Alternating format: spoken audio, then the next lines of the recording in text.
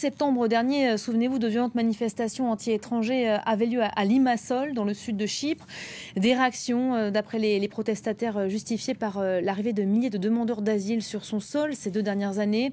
Depuis 2021, en effet, cette île de la Méditerranée orientale est devenue une des portes d'entrée de l'Union européenne. On en parle avec vous, Marlène Panara, bonjour, d'Info Migrants, le site Info Migrants pour France 24. Alors, vous êtes de retour précisément de Limassol, où ont lieu ces manifestations.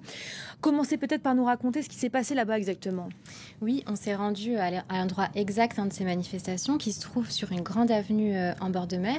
Et puis cet endroit n'a pas été choisi au hasard par les manifestants puisque tout le long de cette route, il y a des commerces tenus par des étrangers.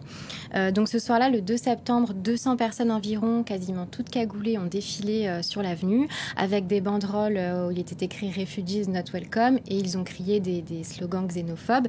Mais très vite, ce cortège s'est séparé et les personnes ont attaqué des commerces. Que vous ont raconté les commerçants attaqués? Alors, le patron d'un restaurant égyptien, Mohamed, nous a expliqué que les manifestants, ils étaient bien organisés. D'abord, ils ont brisé les vitrines des échoppes et ensuite, ils ont lancé à l'intérieur des cocktails Molotov pour incendier ces boutiques, ces épiceries, ces cuisines. Et en plus de ces dégradations, il y a aussi des personnes qui ont été agressées. Un Syrien qui se trouvait sur une plage a été roué de coups par les manifestants. Et puis, une autre personne qui était sans domicile et qui se cachait dans le recoin d'un petit barbershop, lui a été frappé. L'employé d'un autre restaurant, un restaurant syrien cette fois, nous a confié avoir eu très peur cette nuit-là. Et surtout, il nous a dit ne pas comprendre ce déferlement de violence.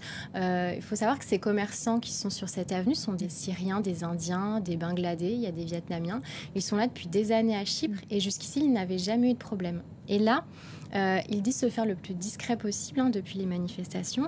D'ailleurs, nous, en tant que journalistes, on a eu du mal à recueillir certains témoignages parce que les personnes ne voulaient pas qu'on cite leur nom, ne voulaient pas être prises en photo, de peur des représailles. Il y a une vraie crainte qui est effectivement exprimée. Comment on les explique ces violences? On va peut-être lâcher le mot, on parle de racisme aujourd'hui. Oui, bien sûr, c'est purement du racisme. En fait, tout est parti d'un autre épisode violent qui s'est passé à une 50aine de kilomètres de Limassol dans un village qui s'appelle Chloracas. Là aussi, il y a eu des manifestations en fait de personnes qui critiquaient ce qu'ils appellent la ghettoisation du village. Des petits groupes, visages cachés, ont agressé des personnes, ont attaqué des commerces. Ces manifestations, elles ont été alimentées 5 jours plus tôt par l'évacuation d'un squat où il y avait 600 demandeurs d'asile, des personnes originaires de Syrie ou d'Afrique subsaharienne qui n'avaient pas de logement. Ça faisait en fait 2 ans qu'elles étaient là et donc les tensions sont allées crescendo avec les habitants de Chloracas. Ce qu'il faut savoir, c'est que proportionnellement au nombre d'habitants, Chypre est le pays européen qui accueille le plus de demandeurs d'asile. Aujourd'hui, les demandeurs d'asile ils représentent 5% de la population de l'île. Donc ces chiffres sont régulièrement mis en avant par les autorités pour justifier un discours qui est de plus en plus dur avec les migrants. Le gouvernement joue aussi avec la rivalité qui l'oppose avec le nord de Chypre, qui, il rappelle, est administré par la Turquie depuis 1974. L'année dernière, par exemple, l'ancien ministre de l'Intérieur avait déclaré que les migrants étaient, je cite, une arme utilisée par la Turquie. Donc forcément, ce genre de discours, ça distille de l'hostilité chez les Chypriotes côté grec et puis aussi du racisme. Vous avez interrogé, vous nous parlez de ces commerçants qui ont pignon sur rue depuis des années et qui n'avaient jamais vu cela auparavant. Comment réagissent peut-être les migrants face à ce racisme endémique? Alors, pour les exilés d'Afrique subsaharienne, par exemple, c'est vraiment très difficile. Tous les témoignages qu'on a eus nous ont dit la même chose.